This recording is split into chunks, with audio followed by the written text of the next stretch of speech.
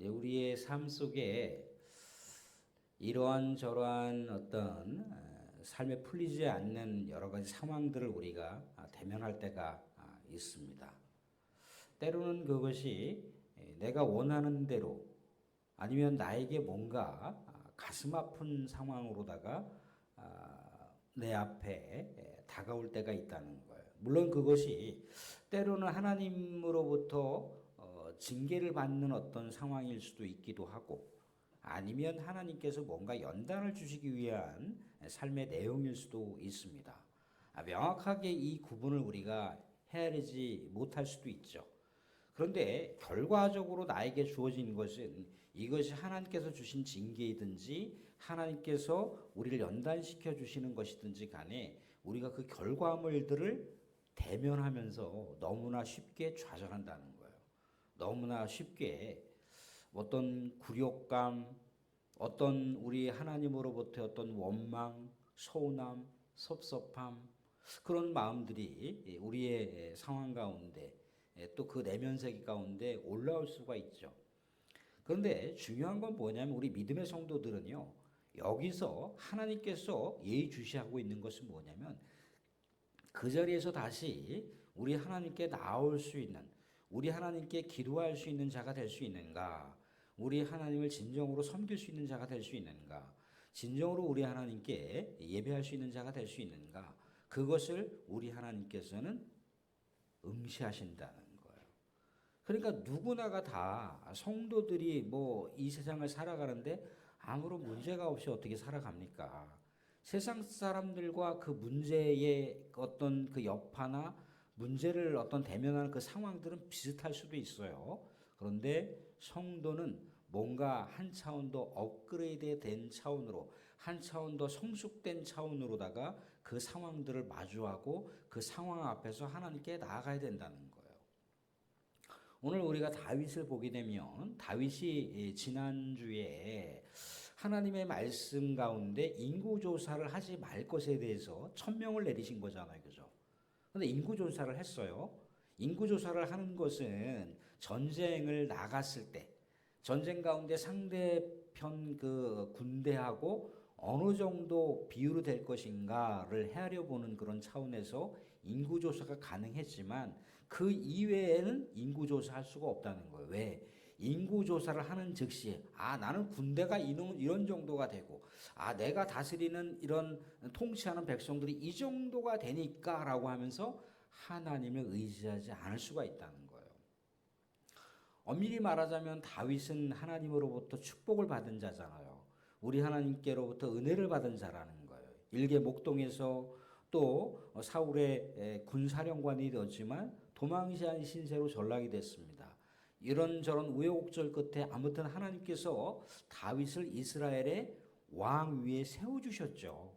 그런데 다윗이 분명하게 잊지 말아야 될 것은 뭐냐면 자기가 비록 사람들이 세운 그 왕권에 자기의 직위가 있지만 자기를 분명히 왕으로 세우신 분은 누굽니까? 하나님이라는 거예요.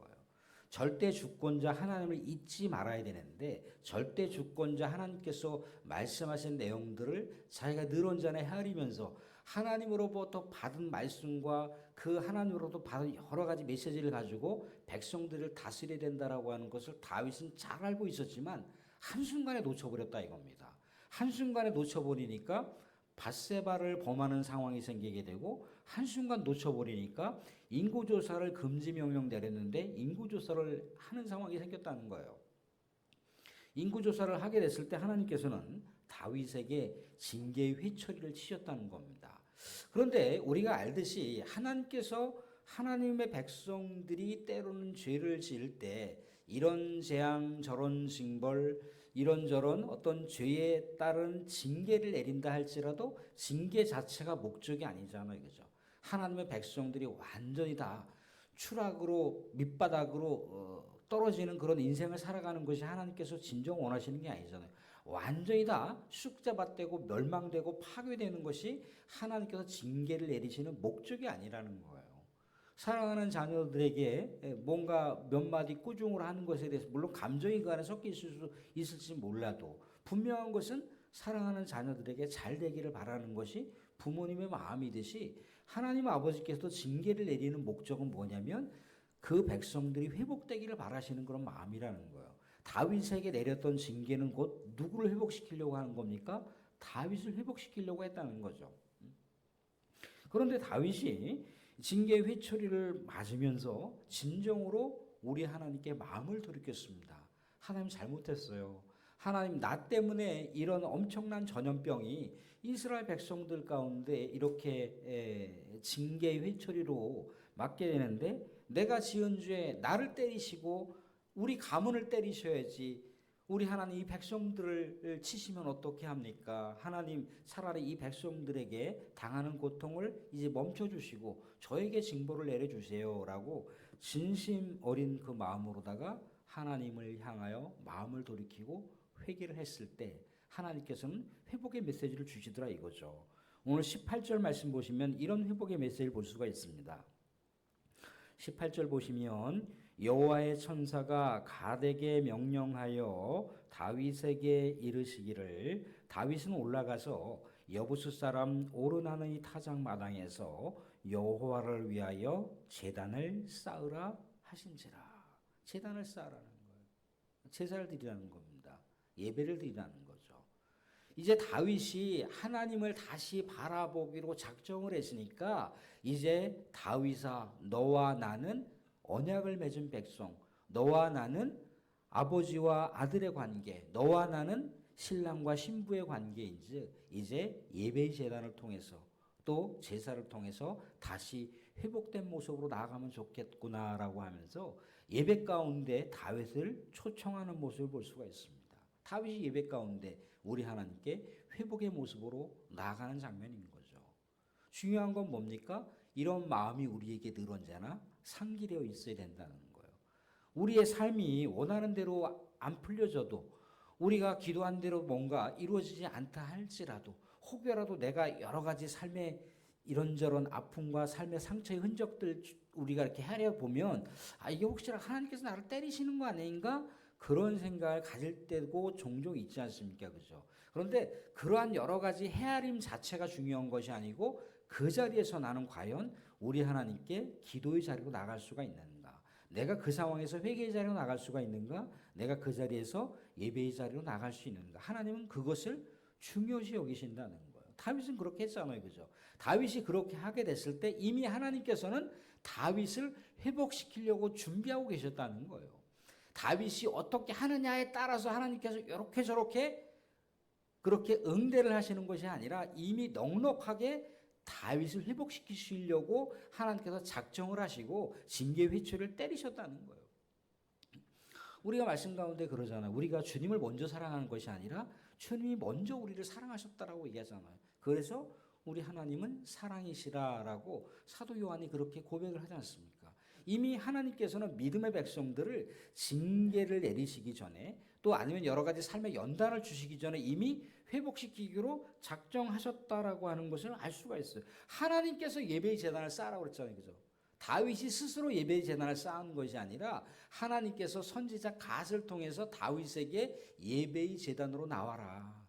제사의 제단, 기도의 제단으로 나와라 라고 먼저 하나님께서 요청하셨다는 얘기 뭐냐면 다윗에게 이미 회복하시기를 원하셨고 회복시켜 주시기로 작정하셨다라고 하는 것을 말씀 가운데 헤아려 볼 수가 있습니다. 중요한 건 우리가 이런저런 삶의 상황 가운데 부딪히고 깨지고 의개질 때 여전히 우리를 바라보시는 하나님께로 나오라고 우리 하나님께서는 우리들에게 호소하고 있다는 겁니다. 그렇듯이 우리가 다윗처럼 다시 정한 마음으로 하나님께 나아가야 되는 것이 우리 성도의 아름다운 신앙의 여정길이라고 하는 것을 선명하게 제시해 주고 있습니다.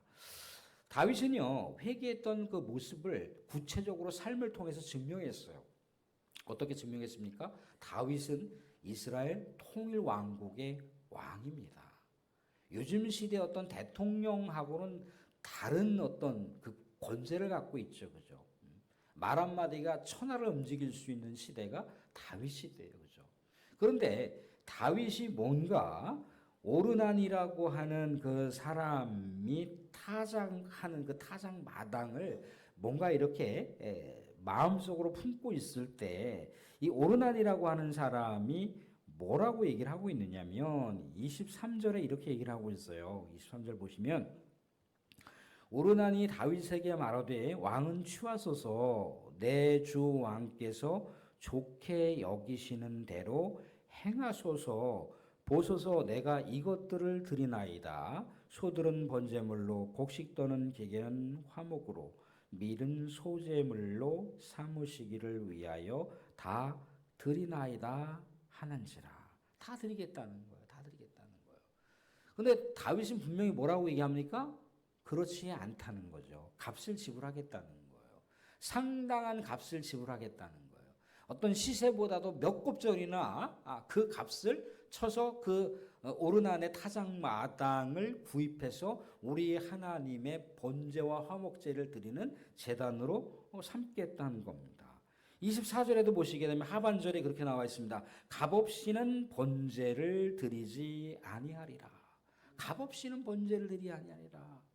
사랑하는 저는 우리 사랑하는 분들이 오늘 이렇게 수요 저녁 우리 예배 가운데 참석하신 이 복된 이 신앙의 결단, 이 선택이 하늘나라에 온전하게 상달됐는 줄로 믿으시기 바랍니다.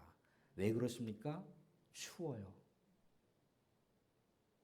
방에서 그저 아랫목에서 뜨뜻하게 몸 그냥 이렇게 따뜻하게 하면서 커다란 TV 화면에 리모컨을 키면 TV가 나오잖아요.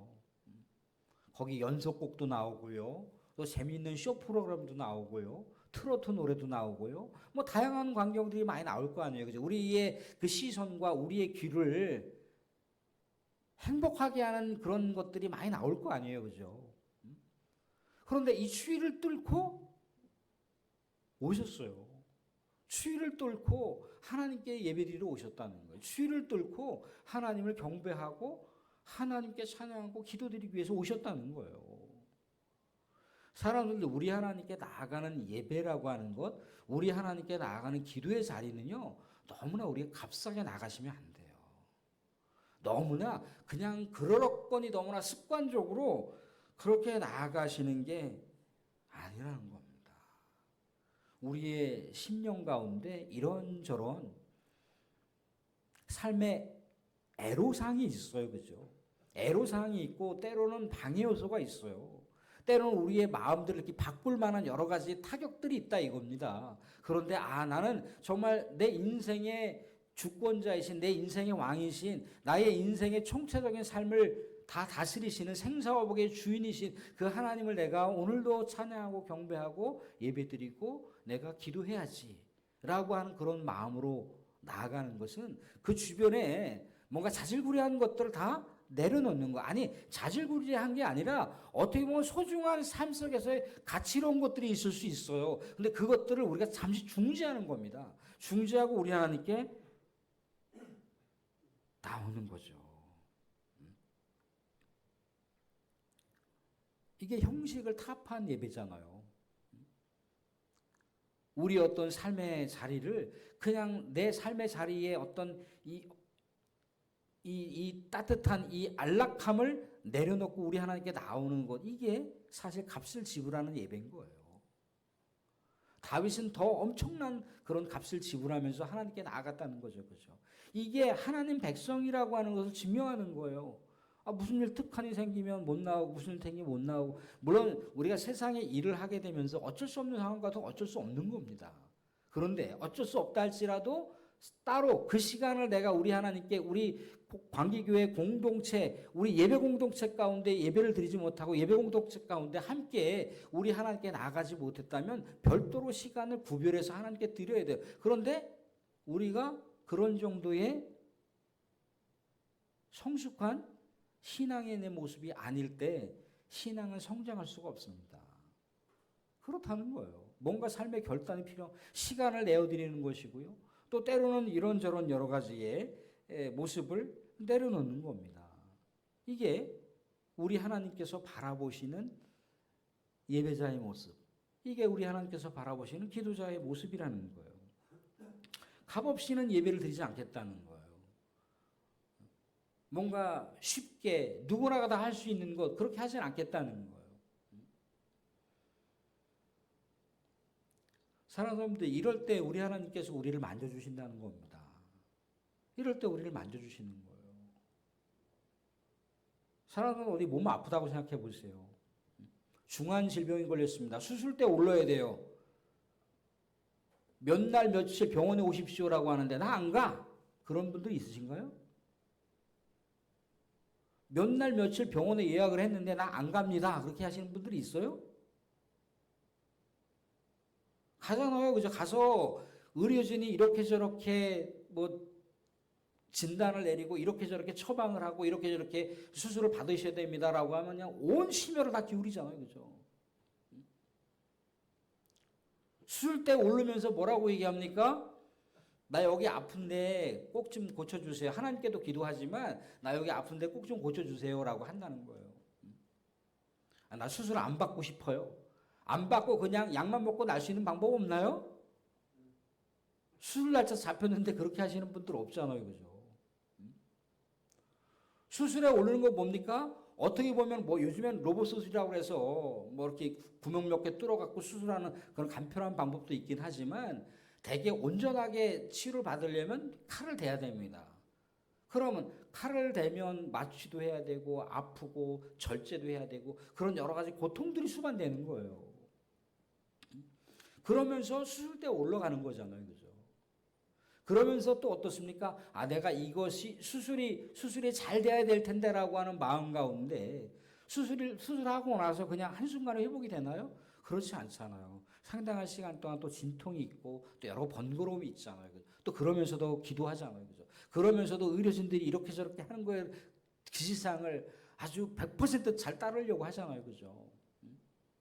우리도 그렇다는 겁니다. 예배를 드린다라고 하는 것은요, 우리가 하나님의 사람으로 거듭나는 거예요. 기도한다는 건 뭡니까? 내 인생 내 뜻대로 내 계획대로다가 내 의지대로 안 되는 것들이 있기 때문에 하나님의 도움이 필요한 것이고 하나님의 은혜가 필요한 것이고 하나님의 능력과 지혜와 자원이 필요한 거예요.